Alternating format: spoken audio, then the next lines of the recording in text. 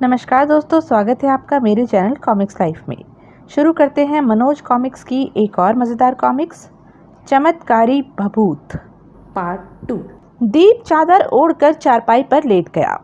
इधर धनिया जब रसोई घर में गई, माँ बहुत भूख लगी है, माँ खाना दो ना।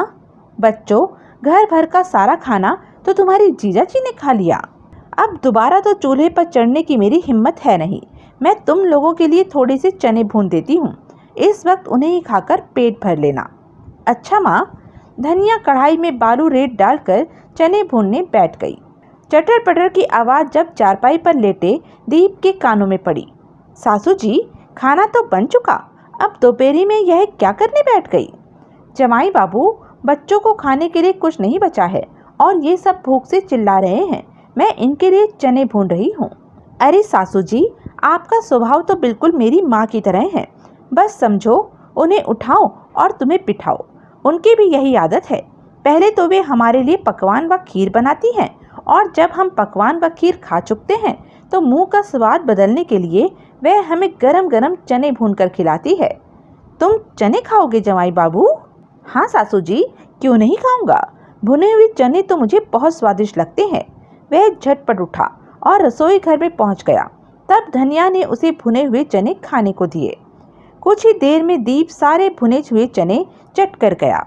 यह देखकर धनिया हक्की बक्की रह गई। जमाई बाबू को यह क्या हो गया है जो भरे पेट पर भी सारे के सारे भुने हुए चने खा गए। चने खाकर दीप फिर अपनी चारपाई पर आ लेटा। जल्दी ही वह खर्राटे भरने लगा। इधर भूख से व्याकुल तीनों बच्चे धनिया से कह रहे थे, माँ बहुत भूख लग रही है। अच्छा, अभी तुम्हारे लिए खाने को कुछ बनाती हूँ। धनिया ने सोचा, इस बार कुछ ऐसी चीज बनाऊं जिसे बनाने में खटर पटर की बिल्कुल भी आवाज ना हो। वैसे भी जमाई बाबू सो गए हैं, यही मौका है बच्चों को कुछ बनाकर खिलाने का। अतः धनिया ने थोड़े से आलू गर्म उपलों की राख में दबा दिए। कुछ देर बाद ही आलू भुन जाएंगे, तब बच्चे नमक लगाकर उन्हें खा लेंगे। कुछ देर बाद जब आलू भुन गए, अब इन पर नमक छिड़क कर इन्हें बच्चों में बांट दूं। तभी चादर से मुंह निकालकर दीप ने उससे कहा, सासू जी, तुम फिर काम में लग गई। क्या आज दिन भर ही रसोई घर में घुसी रहोगी? क्या करूं जवाई बाबू, बच्चे भूख से पूरी तरह व्याकुल हो रहे थे। खाने के लिए चने भी नहीं बचे, सो मैंने सोचा कि बच्चों को जल्दी से आलू ही भून कर खिला दूं। तो क्या आपने आलू भून लिए सासू जी? हाँ जवाई बाबू। सासू जी, आपका स्वभाव तो बिल्कुल मेरी माँ के स्वभाव की तरह है। उनकी भी यही आदत है। पहले तो हमें पकवान खीर बनाकर खिलाती हैं, फिर चने भूनकर खिलाती हैं और फिर बाद में भुने हुए चटपटे आलू खिलाती हैं। तो क्या तुम भुने हुए आलू खाओगे जमाई बाबू? क्यों नहीं सासू जी, मुझे तो भुने हुए आलू पकवान से भी ज़्यादा अच्छे लगते हैं। तो भुने हुए आलू खाने के लिए रसोई घर में आ जाओ जमाई बाबू। कुछ देर बाद ही दीप रसोई घर में बैठा हुआ स्वाद ले लेकर भुने हुए आलू खा रहा था। वाह सासू जी, आलू तो बड़े अच्छे भुने हैं आपने। पता नहीं इस बार भी जमाई बाबू बच्चों के खाने के लिए कुछ छोड़ेंगे या नहीं। धनिया को जिस बात की आशंका थी वही हुआ। दीप सारे भुने हुए आलू खा गया। कहाँ से यह पेटू जमाई बाबू आ गए? इससे तो अच्छा था ना आते। अगर इनके खाने का यही हाल रहा तो मेरे बच्चे तो 3-4 दिन में ही भूखे मर जाएंगे। दीप तो आलू खाकर फिर खर्राटे लेने लगा, जबकि धनिया बच्चों से बोली, चलो बच्चों, तुम्हें पड़ोस की रमिया चाची के यहाँ ले चलूं। धनिया तीनों बच्चों के साथ घर से निकल गई। उधर रुक्मणी दीप के कमरे में पहुंची। सो रहे हो क्या? दीप ने फौरन चादर से मुंह बाहर निकाला। कौन कमबख्त सो रहा है? कहो, क्या बात है? सुनो जी, जब से तुम आए हो तब से तुमने सारे घर में ये क्या कोहराम मचा रखा है? कैसा कोहराम? सुबह से माँ जो भी खाने की चीज बना रही है उसे सारी की सारी तुम ही चट किए जा रहे हो। तुम्हारी वजह से अभी तक घर में सभी भूखे प्यासे बैठे हैं। रुक्मणी, तुम कैसी पत्नी हो? पति के खाने पीने को टोकती हो। अरे भगवान, मैं उतना ही तो खाऊंगा जितना मेरे पेट में समाएगा, और फिर ससुराल का खाना कब कब नसीब होता है। तुम कुछ भी कहो, मैं यहाँ जब तक रहूंगा इसी प्रकार खाऊंगा। दूसरी ओर तीनों बच्चों के साथ धनिया पड़ोस की रमिया के पास पहुंची। क्या बात है धनिया जीजी, तुम कुछ परेशान सी हो? क्या कहूँ रमिया, कुछ कहा भी तो नहीं जा रहा। आखिर ऐसी क्या बात है जीजी जो तुम कहने में हिचकिचा रही हो। रमिया, आज मेरा जमाई दीप आया हुआ है, लेकिन देखती हूँ तो सोचती हूँ वह क्या आया है, घर में राक्षस घुस आया है। राक्षस? क्या तेरा दामाद राक्षस है जीजी? अरे राक्षस नहीं तो और क्या है, सुबह से जो कुछ भी पका रही हूँ सब खा जाता है, जिसकी वजह से अभी तक मेरे बच्चों के मुंह में खाने का एक दाना भी नहीं गया है। पता नहीं उसका पेट है या खाई। अच्छा जीजी, तेरा दामाद इतना खाना खाता है? रमिया, बच्चे भूख से चिल्ला रहे हैं। जमाई की वजह से अपने घर में तो मैं कुछ बना नहीं सकती, इसलिए मैं बच्चों को लेकर तेरे पास आई हूँ। जरा बच्चों को खाना दे दे। अभी देती हूँ जीजी। रमिया ने तीनों बच्चों को खाना लाकर दिया। तीनों बुरी तरह खाने पर टूट पड़े। तत्पश्चात, जीजी, जैसे तुम्हारे बच्चे वैसे मेरे बच्चे। जब तक तुम्हारा दामाद तुम्हारे यहाँ है तब तक तुम बच्चों को यहीं पर खाना खाने भेज दिया करो। अब तो यही करना होगा रमिया। इस प्रकार पूरे 10 दिन बीत गए। घर में जितना भी खाना बनता दीप सबका सब सफाया कर देता और घर वालों को अड़ोस पड़ोस में जाकर दूसरों के यहाँ भोजन करना पड़ता। महिपाल और धनिया बुरी तरह परेशान हो उठे थे। पता नहीं यह बला यहाँ से कब टलेगी। घर में जो बनता है उसे खाकर फिर सो जाता है। अरे भगवान, जरा धीरे बोल। अगर दीप जाग गया और उसने हमारी बातें सुन ली तो गजब हो जाएगा। दूसरी ओर दीप सोचता, ये लोग मुझसे काफी परेशान हो गए हैं, अब मुझे अपना नाटक बंद कर देना चाहिए। नहीं, अभी नहीं, अभी इन्हें और मजा चखाना चाहिए। एक दिन धनिया पड़ोसन रमिया के पास पहुंची। रमिया, मेरा दामाद तो यहाँ से जाने का नाम ही नहीं लेता। मेरा तो दिवाला निकला जा रहा है। अब तू ही उसे यहाँ से भगाने की कुछ तरकीब बता। जीजी, यह कौन सी बड़ी बात है, मैं आज ही उसे यहाँ से भगाने की कोई जुगत भिड़ाती हूँ। तुम निश्चिंत होकर घर जाओ। उसी शाम को रमिया रोनी सूरत बनाकर धनिया के यहाँ पहुँचकर दीप से बोली, जमाई बाबू, मेरा छोटा भाई अभी अभी तुम्हारे गांव से होकर आया है। वहाँ उसे तुम्हारा छोटा भाई मिला था। वह बड़ा परेशान था। उसी ने मेरे भाई को बताया कि तुम्हारी माँ की तबीयत बहुत खराब है, बस वह 2-4 दिन की ही मेहमान है। रमिया की बात सुनकर दीप के मुंह पर शिकन तक न आई। रमिया चाची, मेरी माँ को सांस की बीमारी है, उसे खांसी तो हमेशा ही लगी रहती है। मेरा भाई महीप अभी छोटा है, इसलिए माँ की खांसी देखकर घबरा गया होगा। एक आध दिन में माँ अपने आप ठीक हो जाएगी। अगर ऐसा नहीं हुआ तो महीप मेरे पास चिट्ठी लिखकर भिजवा देगा। तो तुम अपनी माँ की खबर लेने नहीं जाओगे? नहीं सासू जी। ओह, यह चाल भी बेकार हो गई। उसी शाम को धनिया फिर रमिया से बोली, रमिया, दीप तो हमारी छाती पर से नहीं टला, अब क्या करें? जीजी, तुम चिंता न करो, मैं फिर कोई जुगत भिड़ाती हूँ। इस घटना के 5 दिन पश्चात जब एक दिन दीप गांव में घूमकर घर वापस लौटा। अरे, तुम दोनों रो क्यों रही हो? दीप को सामने देखकर धनिया रोती हुई बोली, जमाई बाबू, अभी अभी तुम्हारे गांव से बड़ी बुरी खबर आई है। तुम्हारी माँ का स्वर्गवास हो गया है। क्या? हाँ बेटा, अब क्या होगा? रुक्मणी तो अभी ना समझ है, वह घर को कैसे संभालेगी? सासू जी, तुम फिक्र न करो।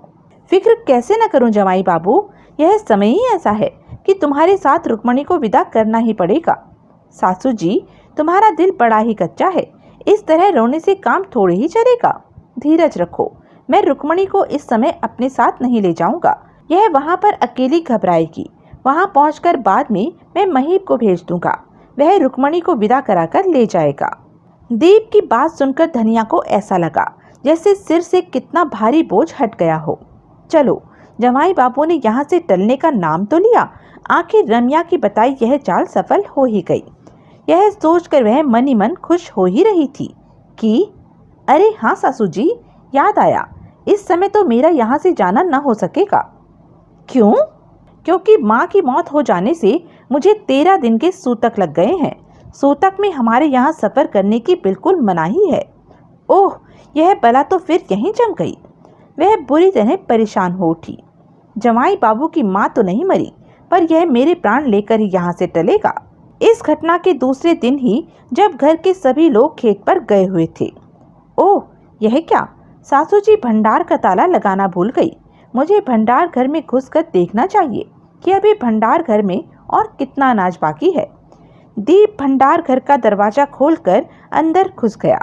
अनाज की कोठरी तो खाली पड़ी है, ये 3 हांडी पता नहीं कैसी है, मुझे इनका ढक्कन उठाकर देखना चाहिए कि इनमें क्या है। उसने एक हांडी का ढक्कन उठाया। ओह, इसमें तो सेवई रखी हुई है। दूसरी हांडी में बूरा और तीसरी हांडी में देसी घी भरा हुआ था। घर का अनाज तो समाप्त हो गया है, इसलिए आज मुझे सेवई, घी और बूरा पर हाथ साफ करना चाहिए। फिर वह घर में घूम फिर कर अपनी चारपाई पर लेट गया। जब कुछ देर बाद सब लोग खेत पर से लौटे तो दीप ने धनिया से कहा, सासू जी, आज तो मैंने बड़ा विचित्र सपना देखा है। कैसा सपना देखा जमाई बाबू? सासू जी, मैंने देखा कि मेरी चारपाई के चारों ओर एक बड़ा सा नाग चक्कर काट रहा था। उसका रंग ऐसा सफ़ेद था जैसी सफ़ेद बूरा भंडार घर की हांडी में रखी हुई है। उसकी पीठ पर बारीक बारीक बाल थे। उसकी पीठ के बाल ऐसे थे जैसे तुम्हारे यहाँ हांडी में सेवई रखी हुई है। देखते ही देखते वह नाग उल्टा हो गया। तब मैंने देखा कि उसकी उल्टी तरफ दानेदार लकीरें पड़ी हुई थी। वे दाने ऐसे छोटे छोटे से थे जैसे दाने हांडी में रखे घी में हैं। दीप की बात सुनकर धनिया का दम सूख गया। लगता है दीप ने भंडार घर खोलकर उसमें रखा सामान देख लिया है। मेरी क्यों मति मारी गई थी कि खेत पर जाते समय भंडार घर का ताला लगाना भूल गई। अब तो दीप सेवई, बूरा और घी को भी खत्म करके छोड़ेगा। आखिर उसे दीप से कहना ही पड़ा, जमाई बाबू, सेवई बना दूं, खाओगे? हाँ सासू जी, खाऊंगा। सेवई तो मुझे बहुत ही पसंद है। धनिया बुझे मन से सेवई बनाने में जुट गई। भंडार घर में जो कुछ बचा था आज वह भी खत्म हो जाएगा। उसके बाद क्या होगा? सेवई बनाकर उसने पतीला ही दीप के सामने रख दिया। यह क्या सासू जी, आपने तो पूरा पतीला ही सामने रख दिया। क्या घर में और कोई सेवई नहीं खाएगा? धनिया ने गुस्सा दबाते हुए उससे कहा, जमाई बाबू, तुम जी भरकर सेवई खाओ। हमारे घर में सेवई कोई नहीं खाता, तभी तो अभी तक हांडी में भरी रखी थी। यह सुनकर दीप पतीले में ही सेवई खाने में जुट गया। उसने चटकारे ले लेकर सेवई खाई और कुछ ही देर में सारी सेवई खा गया। उसी रात धनिया अपने पति महिपाल से बोली, अब क्या होगा जी? अब तो घर में कुछ भी खाने को नहीं बचा है। जमाई बापू तो यहाँ से टलने का नाम ही नहीं ले रहे हैं। अब उनका सुरसा जैसा पेट हम कहाँ से भरेंगे? धनिया, तुम तो सारे जतन करके हार गई। अब मैं ही कुछ करूँगा जिससे दामाद बाबू कल ही यहाँ से भाग जाएं। दूसरे दिन ही महिपाल आंगन में पछाड़ खाकर गिर पड़ा। अरे, रुक्मणी के बापू को यह क्या हो गया? गिरते ही महिपाल की आंखें पलट गई और सांस रुक गई। घर में रोना पीटना मच गया। हाय रे, मैं लुट गई। बापू, बापू। यह देखकर दीप ने सोचा, अब यहाँ रुका तो ससुर जी का क्रियाक्रम भी मुझे ही करना होगा। यह सोचकर वह धनिया से बोला, सासू जी, ससुर जी मर गए। यह बहुत ही बुरा हुआ। कहते हैं ससुर की अर्थी के सामने दामाद को नहीं आना चाहिए। इसलिए अब मुझे जाने की आज्ञा दो। उधर मेरी माँ भी मर गई है। अकेले में न जाने मेरे छोटे भाई महीप का क्या हाल हो रहा होगा। अच्छा जमाई बाबू। दीप तुरंत ही घर से बाहर निकल गया। उसके घर से निकलते ही मरा हुआ महिपाल उठकर बैठ गया। देखा धनिया, मैंने मरने का नाटक करके दामाद बाबू को कैसे भगाया।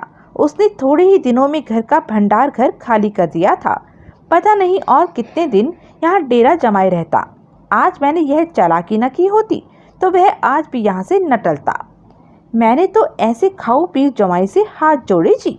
धनिया के इतना कहते ही दीप आंधी तूफान की तरह घर में घुसा। जमाई बाबू, दामाद बाबू, हाँ मैं। सुनो, तुम तो क्या, मैं ही तुम जैसे सास ससुर से हाथ जोड़ता हूँ, जिन्होंने मेरे सीधे साधे भाई की टोपी उतरवा कर रोटियों पर रखवा ली और उसे भूखा प्यासा ही यहाँ से वापस लौटा दिया। अपने भाई के अपमान को देखकर मेरा खून खौल उठा था और उसी का बदला लेने मैं यहाँ आया था। तुम हैरान हो कि मैं फिर वापस कैसे चला आया? तो सुनो, मैं ससुर जी के नाटक को पहचान गया था, इसलिए घर के बाहर छिपकर तुम लोगों की बातें सुनने लगा था। ओह, मैं जानता हूँ कि अब तुम्हारे घर में खाने पीने को कुछ भी नहीं बचा है, इसलिए अब मैं तुम लोगों को कष्ट नहीं दूंगा। मैं तो तुम लोगों को सबक सिखाने के उद्देश्य से ही यहाँ रुका हुआ था, इसलिए मैं इतना खाना खाता था। जमाई बाबू, तुम्हारे भाई का अपमान करके हमसे बहुत बड़ी भूल हुई, हमें क्षमा कर दो। मुझे खुशी है कि तुम लोगों को अपनी गलती का एहसास हो गया है। अब मुझे जाने दो। जमाई बाबू, इतने दिन तुम अपनी इच्छा से यहाँ रुके, अब कुछ दिन हमारी इच्छा से भी रुक जाओ। नहीं सासू जी, अब मैं यहाँ एक दिन भी नहीं रुकूंगा। घर में मेरी अनुपस्थिति में बहुत नुकसान हो रहा होगा। जैसी तुम्हारी मर्जी जमाई बाबू। दीप के साथ धनिया और महिपाल ने रुक्मणी को भी विदा कर दिया। दोनों जब गांव से बाहर पहुंचे, रुक्मणी, तुम्हारे माता पिता ने मेरे भाई के साथ जो किया सो किया, लेकिन तुमने उसके खाना खाते समय 2.5 रोटी छोड़कर उठने वाली अनहोनी शर्त क्यों रखी? स्वामी, मुझे माफ कर दो। जब मैंने तुम्हारे स्थान पर महीप को आया देखा तो मुझे बहुत गुस्सा आया। उसी गुस्से में मैं महीप के साथ यह सब कुछ कर बैठी। तो यह थी मनोज कॉमिक्स की एक मज़ेदार कॉमिक्स।